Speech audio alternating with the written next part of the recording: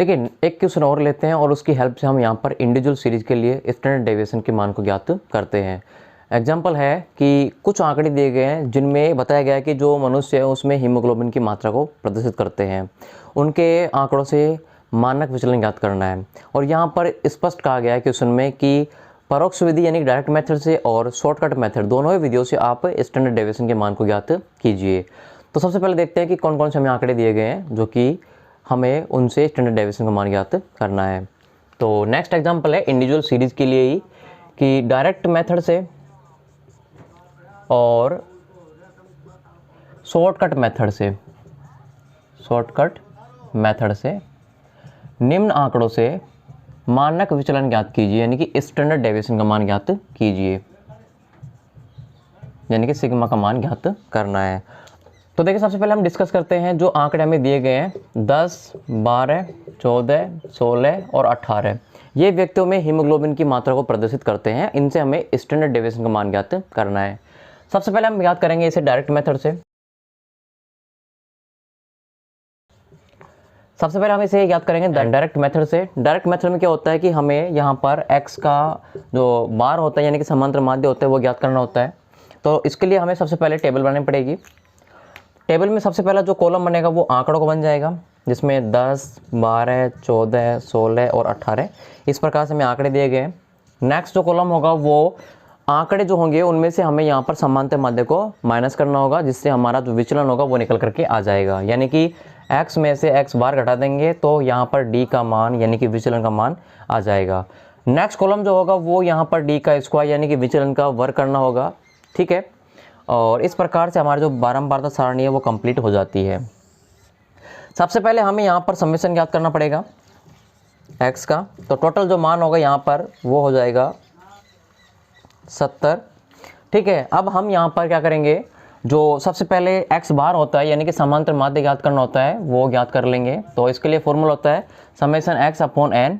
n यहाँ पर total संख्याएं होती है, 70 यहाँ पर समेशन x का मान हो गया, संख्या यहाँ पर 5 हो गई। तो काटेंगे तो कितना हो जाएगा भाई, x बार का मान 14 हो जाएगा, ठीक है। तो अब हम यहाँ पर सेकंड कॉलम में इन आंकड़ों में से समांतर माध्य को लेस कर देंगे, ठीक है। समांतर माध्य जो है वो 14 यानी कि 14 निकल के आया है, तो सभी में से 14 को माइनस कर देंगे, ठीक है। जो वैल्यू बचेगी वो d की वैल्यू बच जाएगी। तो यहाँ पर सबसे पहले याद रखना आपको कि अलजेब्रिक जो चिन्ह होते हैं उनको प्रॉपर लगा देना है। तो 14 में से 10 गए तो या 10 में से 14 जाएंगे तो माइनस के 4 बच जाएंगे, माइनस के 2 बचेंगे, यहाँ पर 0 बचेगा और यहाँ पर प्लस के 2 बचेंगे और यहाँ पर प्लस के 4 बचेंगे। तो इस प्रकार से हमारे यहाँ पर विचलन का मान आ गया है। इस विचलन के मान को हमें यहाँ पर स्क्वायर करना है।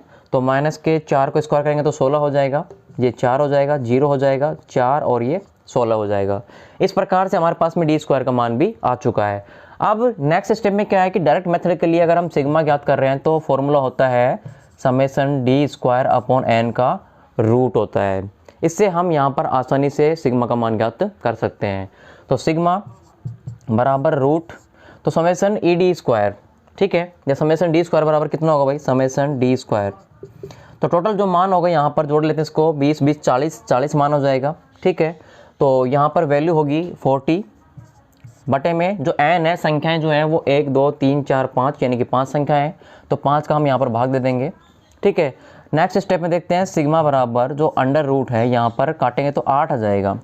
तो 8 का जो रूट होगा वो यहाँ पर सिग्मा का मान हो जाएगा। तो सिग्मा बराबर जो 8 का मान होगा वो हो जाएगा भाई 2 पॉइंट समथिंग कुछ आएगा, पूरा निकालते हैं तो 2.82 आता है, ठीक है। तो ये 2.82 जो होगा वो इन आंकड़ों के लिए क्या होगा, स्टैंडर्ड डेविएशन का मान होगा। ये हमारा पहला मेथड है डायरेक्ट मेथड, उससे ज्ञात करने का। यदि इसी क्वेश्चन को हम यहाँ पर दूसरे मेथड से यानी कि शॉर्टकट मेथड से ज्ञात करते हैं, ठीक है, तो इसके लिए क्या होगा, इसके लिए हमें सबसे पहले जो समांतर माध्य है उसको हटाना पड़ेगा और उसकी जगह पे कल्पित माध्य को लेना पड़ेगा जो कि ए से प्रेजेंट किया जाएगा। तो इसके लिए क्या हो जाएगा भाई, जो आंकड़े हैं उसको यहाँ पर लिखा जाएगा, ये दूसरी टेबल बनेगी, ठीक है। तो यहाँ पर क्या होगा, जो आंकड़े दिए गए 10, 12, 14, 16 और 18 इस प्रकार से हमारे पास में आंकड़े हैं। नेक्स्ट जो यहाँ पर कॉलम बनेगा वो आंकड़ों में से कल्पित माध्य को निकालना पड़ेगा, जिसको हमें सारणी के ऊपर लिखना पड़ेगा कि भाई कल्पित माध्य हम कितना मान रहे हैं। तो इसमें से हम पहले मान लेते हैं 10 को कल्पित माध्य मान लेते हैं। माना कल्पित माध्य कितना हो गया, 10 हो गया। तो अब हम यहाँ पर जो आंकड़े दिए गए हैं 10, 12, 14, 16 और 18, इसमें से हमें कल्पित माध्य को लेस कर देना है, यानी कि 10 को लेस कर देना है सभी में से। ठीक है, जो यहाँ पर वैल्यू बचेगी वो dx की वैल्यू बचेगी। यहाँ पर ध्यान देना d अकेला है, यहाँ पर x और लग जाएगा, dx हो जाएगा। तो जो वैल्यू होगी वो नेगेटिव पॉजिटिव में होगी, तो यहाँ पर 0 हो गया।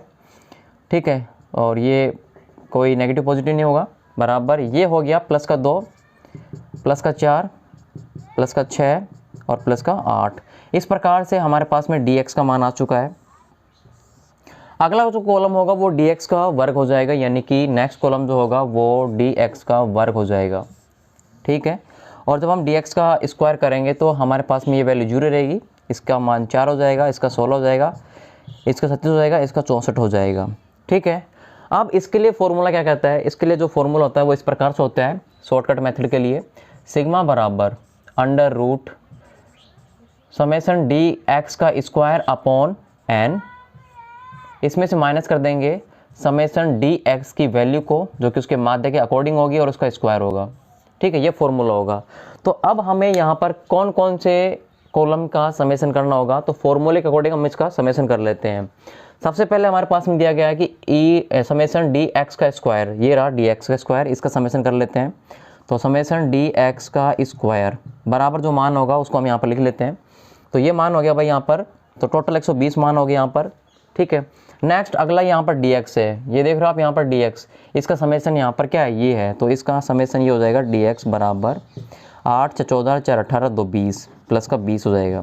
ठीक है, किसी और यहाँ पर समेसन की आवश्यकता नहीं पड़ती है, तो हम यहाँ पर 2 का ही समेसन करेंगे। अब फॉर्मूले के अकॉर्डिंग सिग्मा का मान ज्ञात कर लेते हैं।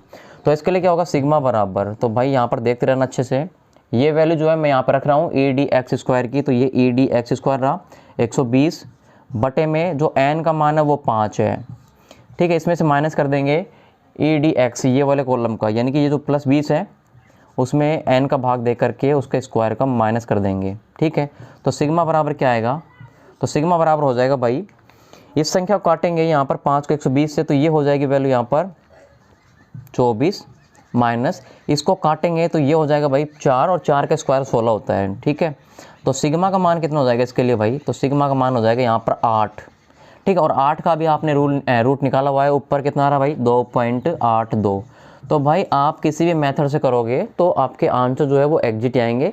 थोड़ा बहुत डिफरेंस हो सकता है, ठीक है, पॉइंटों में डिफरेंस हो सकता है, इसमें कोई बड़ी बात नहीं है। उसको हम यहाँ पर स्टैंडर्ड एरर के माध्यम से सोल्व करेंगे, यानी कि जो मानक त्रुटि होती है ना उसकी सहायता से उसको उसके द्वारा क्या कर लेंगे, ज्ञात कर लेंगे।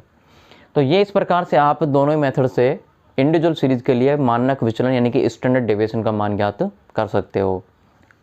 देखिए दोनों में अंतर क्या है, दोनों वीडियो में अंतर क्या है बेसिक, तो दोनों वीडियो में अंतर ये है कि डायरेक्ट मेथड से ज्ञात करने के लिए आपको समांतर माध्य की आवश्यकता पड़ेगी, जो कि आपका पहला ही कॉलम जो होगा उसको जोड़ने पर उनकी संख्या को भाग देने से आपका समांतर माध्य आएगा।